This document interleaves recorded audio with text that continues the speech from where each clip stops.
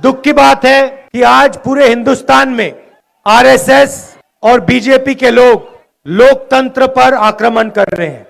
जो बसवना जी की सोच थी कि सबकी भागीदारी होनी चाहिए, सबको जगह मिलनी चाहिए और सबको एक साथ मिलकर आगे चलना चाहिए, उस सोच पर बीजेपी और आरएसएस आक्रमण कर रहे हैं।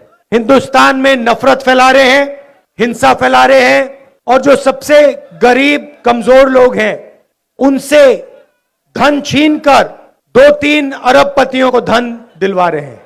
आप कर्नाटका में बीजेपी को अच्छी तरह पहचानते हो और 40% कमीशन की सरकार नारा मैंने नहीं दिया है, आप लोगों ने दिया है, कर्नाटक की जनता ने दिया है।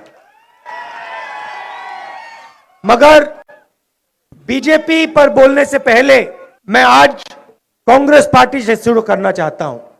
चुनाव जीतने के बाद कांग्रेस पार्टी की सरकार कर्नाटक में क्या करने जा रही है, यह मैं आपको बताना चाहता हूं।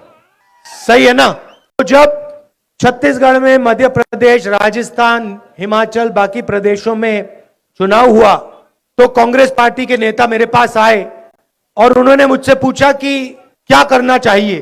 तो मैंने उनसे कहा, देखिए, आप जो भी बड़े वायदे करोगे सबसे पहले आपको झूठे वायदे नहीं करने चाहिए। जैसे नरेंद्र मोदी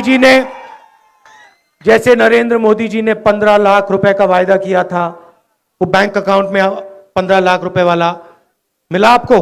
काले धन के खिलाफ लड़ाई की बात की थी, नोटबंदी। तो मैंने कहा वैसे झूठे वायदे कांग्रेस पार्टी को कभी नहीं करने चाहिए। और दूसरी बात मैंने कही कि जो भी आप वायदे करोगे उनको सरकार बनते ही जल्दी से जल्दी पूरे कर देने चाहिए। मतलब वायदे में 2-3 साल, 4 साल नहीं लगने चाहिए। सरकार के पहले कुछ ही दिनों में वायदा पूरा कर देना चाहिए। तो मैं आज आपको 4 वायदों के बारे में बताना चाहता हूं और ये जो हमारे वायदे हैं इनमें 6-7 महीने नहीं लगेंगे। ये कैबिनेट, जब यहां कैबिनेट बैठेगी, कांग्रेस पार्टी की कैबिनेट जब चुनाव के बाद बैठेगी, पहले दिन ये 4 निर्णय हम ले लेंगे। कोई डिले नहीं होने वाला है। और ये जो वायदे हैं ये अरबपतियों के लिए वायदे नहीं। जैसे नरेंद्र मोदी जी ने अदानी जी से वायदे किए, एयरपोर्ट देने के वायदे। बीजेपी के भ्रष्टाचार के बारे में सवाल उठाए। आपने मेरी स्पीच सुनी होगी पार्लियामेंट हाउस में, सुनी ना? मैंने सिर्फ एक बात पूछी। मैंने नरेंद्र मोदी जी से पूछा, मोदी जी आपका अदानी जी से रिश्ता क्या है? ये आपने हिंदुस्तान के पोर्ट्स, एयरपोर्ट्स, पूरा का पूरा धन एक व्यक्ति को पकड़ा दिया। ये क्या किया, क्यों किया? और दूसरा सवाल, ये जो 20,000 करोड़ रुपए अदानी जी की शेल कंपनीज में है, ये किसका पैसा है, ये बता दो। और देखिए क्या हुआ। सबसे पहले मैं मेरा माइक ऑफ कर दिया, मुझे बोलने नहीं दिया। स्पीकर के पास मैं 2-3 बार गया, मैंने उनसे कहा देखिए मेरा हक बनता है, मुझे बोलने दीजिए। स्पीकर कहते मैं नहीं करवा सकता। ठीक है। उसके बाद मुझे लोकसभा से डिस्क्वालीफाई कर दिया। ये इतना डरते हैं कि मैं पार्लियामेंट में, लोकसभा में भ्रष्टाचार के बारे में इनसे सवाल पूछता हूं, इसलिए इन्होंने मुझे लोकसभा से निकाल दिया। और कर्नाटक में तो आप जानते हो 40% सरकार, 40% कमीशन। जो भी आपको करवाना हो, चाहे वो छोटा काम हो, बड़ा काम हो, अगर आपको कर्नाटक में सरकार प्रधानमंत्री को चिट्ठी लिखता है, वही मोदी जी जो भ्रष्टाचार की बात करते हैं, स्टेज में आके भ्रष्ट लोगों के साथ खड़े होते हैं, उन्हीं को कर्नाटक के कॉन्ट्रैक्टर्स एसोसिएशन ने चिट्ठी लिखी। क्या कहा कि कर्नाटक में 40% कमीशन लिया जा रहा है। नरेंद्र मोदी जी ने चिट्ठी का जवाब तक नहीं दिया। एक लाइन भी नहीं लिखी कि आपकी चिट्ठी मुझे मिल गई, आप तक नहीं दिया। मैसूर सैंडल सोप कॉर्पोरेशन में करप्शन स्कैंडल होता है, एमएलए का बेटा 8 करोड़ रुपए के साथ पकड़ा जाता है। जॉब स्कैम होता है, पुलिस सब इंस्पेक्टर को 80 लाख रुपए रिश्वत दी जाती है।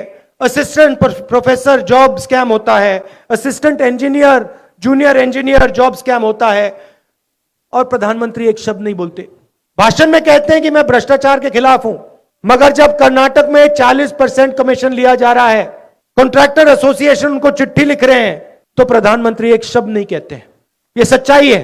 और इसीलिए आपको देखिए 40% कमीशन लेते हैं ना, इस बार इनको 40 सीट देना, 41 नहीं देना। और आप जानते हो ये जो इन्होंने पैसा चोरी किया है, 40% जो इन्होंने लिया है, आप जानते हो इसका ये क्या करते हैं?